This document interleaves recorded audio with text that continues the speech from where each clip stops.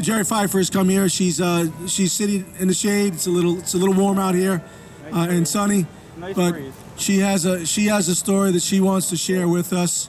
And again, her travels and her dedication show just how much it means to her to spread the word and to help other people, first and foremost. So I'm very, very proud to introduce you, Geri. Thank you so much for being here. Thank you very much. Thank you. My pleasure.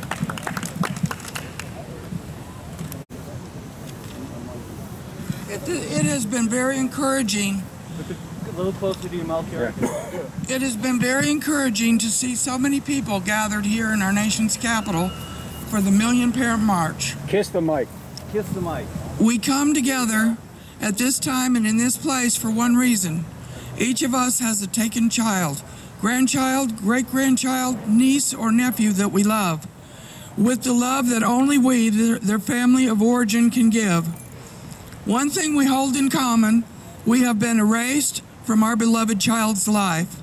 This child may be a victim of parental alienation, the corrupt family courts, and/or child protection agencies. This child may be legally kidnapped, disappeared, medically kidnapped, foster warehoused, or placed in forced adoption. Since my grandson Jake was taken on October 31st, 2013, I have embarked on a journey of discovery and truths that have rocked my world and shaken me to the very core of what I thought to be true about justice and the American court system. In spite of my grief and pain, it has been an amazing journey. I have been blessed to meet the most determined, steadfast, and fierce group of advocates, activists, and family members of America's taken children.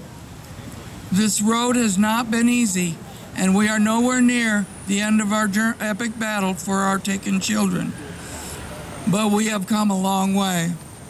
I say battle because we are indeed in a war, a historic war for our constitutional right to be safe in our home and in our person without government interference. The fundamental right to raise our child in the manner we have chosen based on our ethnic and religious beliefs has been taken away from us by lawmakers in a very real, federally funded program of social grooming. Child welfare laws are built to exclude the poor, the addicted, and the social outlaw by confiscating their child for the highly lucrative adoption market, excluding the parent from social services programs, and giving the child a better home. This negates the right of every American to live within their means without persecution. Yes, Americans have a right to be poor without fear of losing their children. Our country was built on the backs of the huddled masses, the poor, the decades of immigrant labor, the grit and determination to become who they want to be without government interference. Our forefathers, in their infinite wisdom, handed those rights to us in the Constitution of the United States of America. Those words would transcend space and time and be as applicable today as the day they were written. The manipulation of the Constitution by those in power has turned the judicial process in what is now known as the family court into a nightmare for every single person that encounters it. From the alienated parent to the erased family of origin, the single parent, and most importantly, the children, in a process that has no semblance of due process, consistency, justice, rhyme, reason, or sanity. It is very important that we let lawmakers, judges, and child protection agencies know that we have had enough of the injustices of the family courts. We want effective change immediately. Amen. And we are willing to stand together in active protest against this desecration to the American family. That is why we have gathered on the sacred grounds of democracy, our nation's capital. I got to get a drink, you guys. It is very important that we set aside the divisions that are occurring because of individual goals and strive for unity in this movement. This movement has many aspects and facets. No single entity or goal is more important than the common goal of a fair and just family court process for all citizens. At no other time in the history of our nation has it been more important for us to have unity. We are fighting for our children, our future, the future of America. Got a granddaughter's drawing there.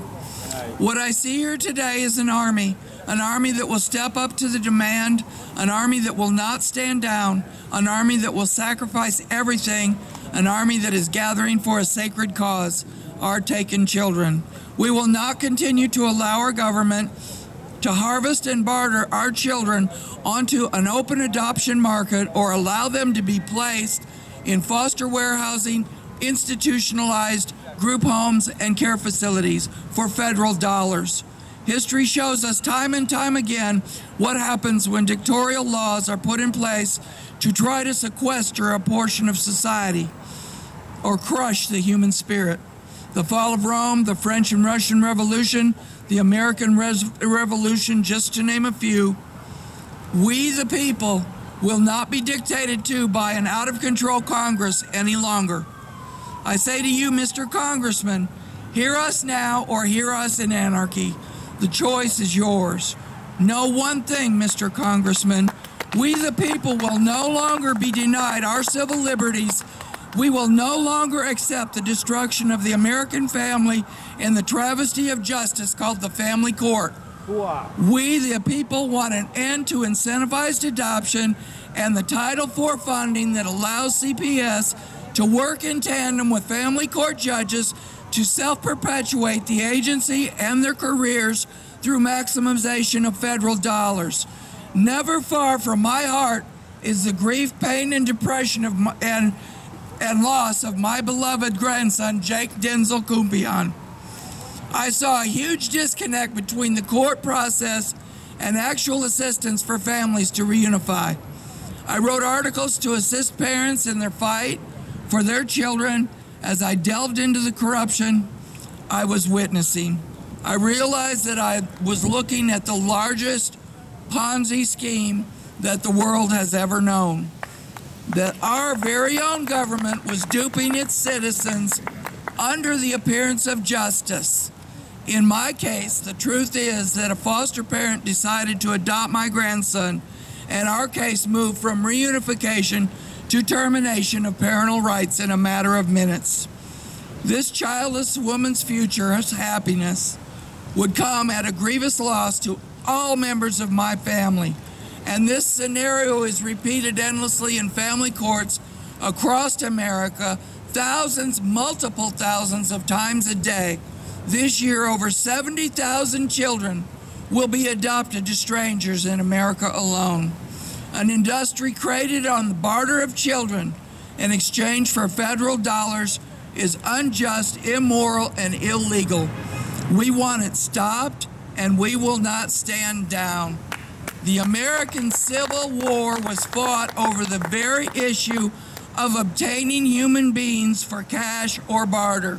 It's ironic that the very same government that outlawed humans as possessions with the Emancipation Proclamation turns right around and barters America's taken children for federal dollars, an irony that we will no longer tolerate. It moved me to create a website called americastakenchildren.com. We address every aspect of the corrupt family courts and teach parents how to fight. We help parents of taken children and their family of origin reunite. That is the only goal of our website, to assist people who were never given a voice in the family courts of America. We at America's Taken Children provide every tool possible to assist taken children reunite with their family of origin. We will use every conceivable method and means to accomplish this goal. and we will not stop ever. Our motto is never stop looking. In closing, I remind you of the words of President Abraham Lincoln.